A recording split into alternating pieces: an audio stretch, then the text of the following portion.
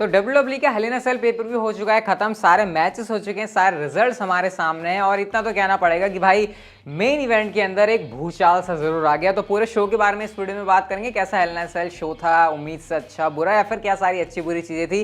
बस आपको क्या करना है, वीडियो को लास्ट तक देखना है और चैनल को सब्सक्राइब नहीं किया तो भाई सब्सक्राइब कर लेना। आप सबसे पहले हम बात करते हैं किक ऑफ शो की, जिसके बारे में जानने में कोई भी ज्यादा इंटरेस्टेड नहीं है। सिंगल्स मैच होता है नटालिया वर्सेस मैंडी रोज का, बाकी नटालिया ने यहाँ पर सबमिशन मूव लगा दिया और इस तरीके से मैंडी रोज को इस मैच में हरा देती हैं। अब बात करते हैं हम लोग मेन शो की, जहां पर पहला ही मैच हमको देखने को मिलता है hell in a cell match Bianca Blair versus Bayley के बीच में स्मैकडाउन वुमेन्स चैंपियनशिप के लिए। और मुझे कहना पड़ेगा कि definitely hello in a cell match ये काफ़ी एक अच्छा आपको एक्शन इसमें देखने को मिलेगा। मतलब अगर आपको वुमेन्स डिवीजन के मैच में इंटरेस्ट नहीं है, क्योंकि बहुत सारे लोग होते हैं जिनको इंटरेस्ट होता ही नहीं है, लेकिन क्योंकि यहाँ पर हेल इन अ सेल वाली स्टिपुलेशन थी तो आपको डेफिनेटली देखने में मजा आएगा।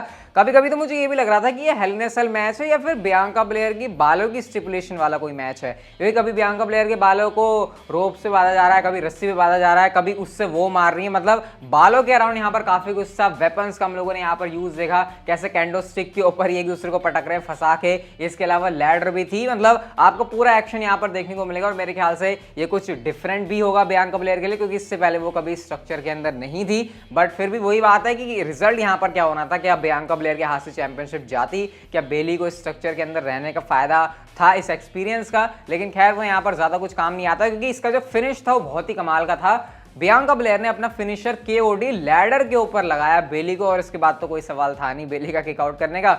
और बियांका ब्लेयर ने सक्सेसफुली यहाँ पर अपनी जो चैंपियनशिप है उसको रिटेन कर लिया है बेली को पिन करके। और मेरे ख्याल से काफी सही डिसीजन था, क्योंकि अभी बियांका ब्लेयर को थोड़े टाइम तक चैंपियन बना के रखना चाहिए। बेली तो वैसे भी हैं ही चैंपियन काफी टाइम से, बहुत नाम कमा चुकी हैं, थोड़ी सी जो स्पॉटलाइट है वो बियांका ब्लेयर भी डिजर्व करती हैं। इसके बाद गाइस हमको अगला मैच देखने को मिलता है सेथ रॉलिंस वर्सेस सिजारो के बीच में। और पहले तो मैं कह दूंगा कि रेसलमेनिया के अंदर जो मैच था उससे अगर आप इसको कंपेयर करोगे तो ये थोड़ा सा मतलब नीचे ही आएगा। ऑब्वियसली रेसलमेनिया के अंदर सुपरस्टार ज्यादा अपनी जान लगाते हैं। अब ये नहीं कह रहा मैं कि इस मैच के अंदर दोनों सुपरस्टार्स ने जान नहीं लगाया, लेकिन उसके कंपैरिजन में कह रहा हूँ कि मैच थोड़ा सा नीचे था। लेकिन ओवरऑल आपको पता है सिजारो कैसे अपने अपर कट्स लगाते हैं मैच के अंदर, सेथ रॉलिंस किक्स, तो वो सारा एक्शन आपको इस मैच में देखने को मिलेगा। लेकिन जो मेन मूवमेंट आता है इस मैच से वो तब आता है जब सिजारो ने वही पहले तो घुमा फिरा के बिल्कुल चरखी बना दी सेथ रॉलिंस की, उसके बाद वो शार्प शूटर लगा के सबमिट करवाने की कोशिश भी करते हैं सेथ रॉलिंस को। हालांकि उसमें वो सक्सेसफुल तो नहीं हुए, उल्टा काउंटर करके सेथ रॉलिंस ने रोल करके पिन कर दिया सिजारो को। और मैं हैरान हो गया देखे कि इस मैच में सिजारो नहीं बल्कि सेथ रॉलिंस जीते हैं। मैं सेथ रॉलिंस नहीं जीतेंगे ये कह रहा था, क्योंकि मुझे लग रहा था कि सिजारो ऑब्वियसली पिछले मैचेस जीतते हुए आ रहे हैं तो अब क्यों सेथ रॉलिंस जीतेंगे। लेकिन यहाँ पर WWE ने डिफरेंट डायरेक्शन चुनी है और जीत के बाद सेथ रॉलिंस तो ऐसे खुश हो, पता नहीं भाई उनको कौन सा ही लड्डू मिल गया, जैसे WWE की हिस्ट्री की उनकी सबसे बड़ी जीत हो रहा है। भाई इससे पहले भी बहुत बड़े बड़े काम किए हैं तुमने। खैर सिजारो का मुंह बहुत ज्यादा लटक जाता है। मुझे ये समझ नहीं आ रहा कि अब सेथ रॉलिंस जीत गए इस मैच में, सिजारो हार गए, तो उनकी फ्यूड क्या और कंटिन्यू होने वाली है? बस मेरा यही दिक्कत यहाँ पर रहेगी। अगर फ्यूड कंटिन्यू होती है तो फिर भाई फिर तो वही घुमा फिरा के बात आ जाएगी। लेकिन देखते हैं क्या होता है। लेकिन सेथ रॉलिंस की विक्ट्री थी अगेंस्ट सिजारो। इसके बाद गाइस हमको अगला मैच देखने को मिलता है एलेक्सा ब्लिस वर्सेस शेना बेजल के बीच में। और पहले से ही एलेक्सा ब्लिस ने बता दिया था कि एक्सपेक्ट करो कुछ ऐसा जो कि अनएक्सपेक्टेड होगा, और ऐसा तो भाई मुझे कुछ इस मैच में लगा नहीं। यही हो रहा है कि हिप्नोटाइज कर रही है पता नहीं एलेक्सा ब्लिस किसी को। नाया जैक्स को देखकर वो भी चिल्ला रही है। रेजिनाल्ड को भाई क्या थप्पड़ कस के मारा नाया जैक्स ने।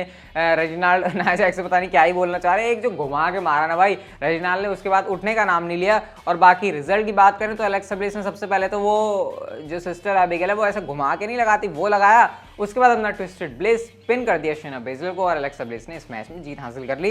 रिजल्ट काफी प्रेडिक्टेबल था और एक्सपेक्टेड भी था। इसके बारे में ज्यादा बात नहीं करेंगे क्योंकि पता नहीं चलता ये इनकी स्टोरी लाइन चलती क्या है, मतलब हिप्नोटाइज हो रहा है, क्या हो रहा है, मतलब क्या हो रहा है, यही कहना चाहूंगा मैं इसके बारे में। इसके बाद अगला मैच आता है Kevin Owens versus Sami Zayn के बीच में। और ये मैच काफी अच्छा था। शुरुआत में हमने देखा यहाँ पर कि किस तरीके से पहले से ही केविन ओवेंस की हालत खराब है, क्योंकि उनको जो कमांडर अजीज ने धोया था। इसके बाद हम लोग देखते हैं कि केविन ओवेंस शुरुआत में तो बड़े गुस्से में होते हैं, सैमी ज़ेन को धो रहे होते हैं, सैमी ज़ेन कुछ नहीं कर पा रहे होते हैं। लेकिन बाद में सैमी ज़ेन को भी मोमेंटम मिला। एक हमने स्पॉट देखा था जब बाहर की तरफ कूदते हैं वो सैमी ज़ेन के ऊपर, लेकिन सैमी ज़ेन जो है अपने पैर लगा देते हैं। और हमेशा इनके बीच जब भी आपको मैच देखने को मिलेगा रेसलिंग यहाँ पर अच्छी होगी। लेकिन एट द एंड क्या होता है, मुझे लग रहा था अगेन केविन ओवेंस यहाँ पर जीतेंगे, लेकिन सीन कुछ ऐसा होता है कि बाहर स्टनर लगा दिया केविन ओवेंस ने सैमी ज़ेन को।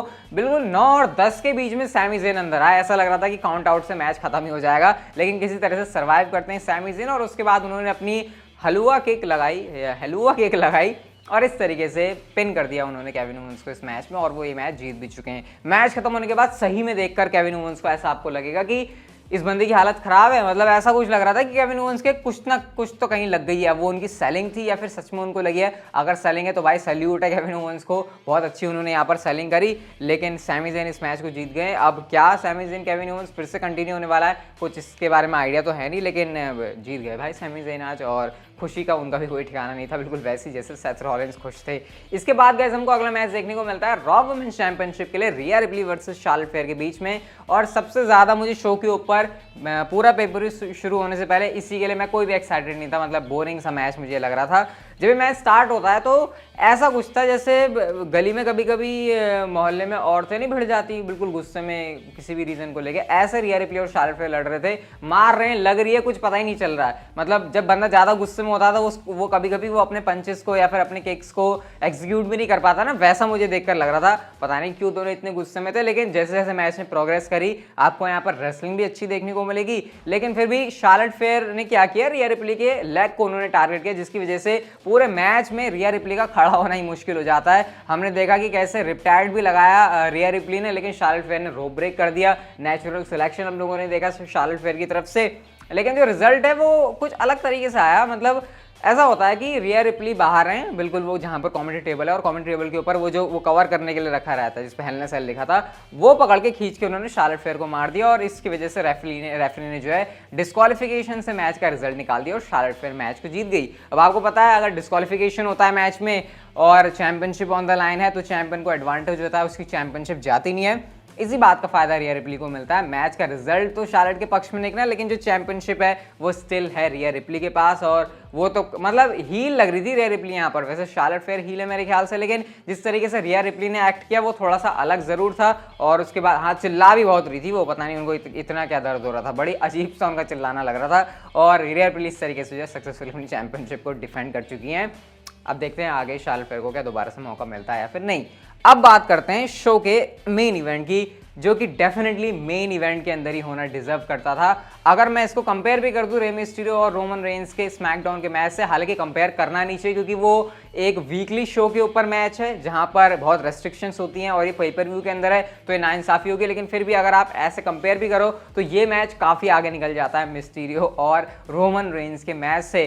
क्या ब्रूटैलिटी थी भाई इस मैच के अंदर, मतलब दो एक तो इतने ये बड़े तगड़े तगड़े, ऊपर से हेल इन सेल के स्ट्रक्चर में वेपन्स का यूज, जिस तरीके से शुरुआत में ड्रू मैकिंटायर ने डोमिनेट किया है ना बिल्कुल बॉबी लैशली के ऊपर, वो स्टील स्टेप्स तो वो ऐसे मार रहा था जैसे वो कोई सर ना हो बॉबी लैशली का, ऐसा लग रहा है कि कोई नारियल है जिसको वो खोलना चाहते हैं। उसके बाद हम लोगों ने देखा कि कैसे यहाँ पर स्टील चेयर का यूज हो रहा है बॉबी लैशली के, यहाँ पर कंधे पर, किसी एक कंधे पर तो आप देखना एक बहुत तगड़ा कट भी लग चुका था। बॉबी लैशली की हालत भी खराब थी इस मैच में, मेरे ख्याल से इतना ज्यादा कोई फिजिकल मैच बहुत टाइम के बाद बॉबी लैशली ने लड़ा होगा, क्योंकि वो खुद ही इतने अट्टे कट्टे, उनको अपोनेंट इतने तगड़े मिलते नहीं है। उठा के जैसे ड्रू मैकिंटायर बॉबी लैशली को पटक रहे हैं वो बहुत ही ज्यादा कमाल का था, पूरा मजा आएगा। मैं तो आपको पूरा रिकमेंड करूंगा भाई इस मैच को पूरा का पूरा जरूर देखना, ताकि आपको पता तो चले दोनों सुपरस्टार्स ने क्या कमाल किया है। उसके बाद क्या होता है, हमको रिंग में ये भी देखने को मिलता है कि क्योंकि आजू बाजू एमवीपी होते हैं तो वो अपनी वो जो छड़ी है वो भी पकड़ा देते हैं, जिसका यूज भी किया बॉबी लैशली ने, और उसके बाद उन्होंने भी डोमिनेट करने की कोशिश करी। बाकी फिर सीन ये होता है कि हमको रिंग के अंदर ये देखने को मिलता है कि वो